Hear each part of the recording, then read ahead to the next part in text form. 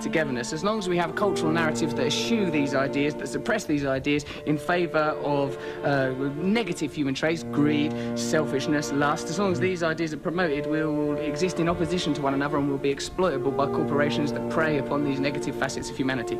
The line between good and evil runs not between cultures, religions or creeds, but through every human heart. So I recognise in myself the capacity for selfishness, for lustfulness, for egotism, and because I recognise these qualities in myself, I would prefer a culture that didn't celebrate, exacerbate, stimulate the most negative aspects of our species, inculcate them, reward them financially, till we get to a kind of a cultural hysteria where we're destroying the planet. The reality is there is one planet, there is a certain amount of people on the planet, there are a certain amount of resources on the planet.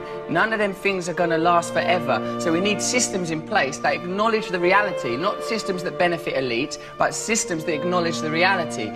People need to have access to the resources. Can't lie to people so that people in power can continue to augment and grow their own power and satisfaction while normal people are exploited.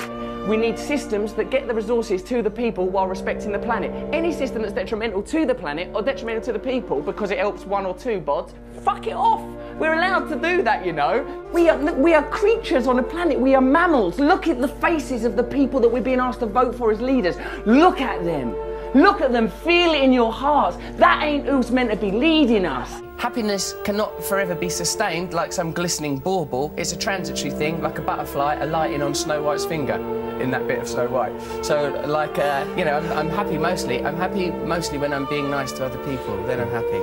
You know, when they analyse the semantics consistently through mythology and theology of words like love, God, they find that the common theme, John, is union. That we just want to be connected to something higher. That can be another person, that could be God, that could be a relationship with nature, it could even be a relationship with West Ham United. I think the important thing is to have as the central tenet of your being love, compassion and tolerance. Everyone knows that.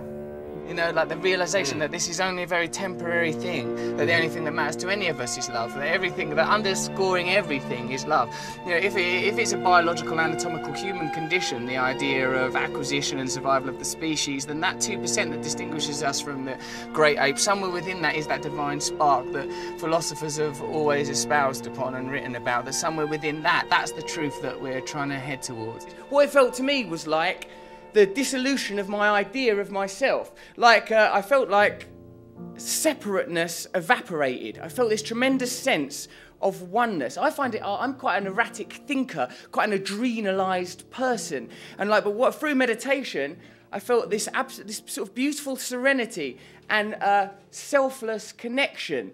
You know, my sort of tendency towards selfishness, I felt like, I felt that kind of exposed as a superficial and pointless perspective to have. I felt a very relaxed sense of oneness. I felt love. Follow me on Twitter if you want to, @RustyRockets, but basically carry on doing what you're doing, being happy in your hearts.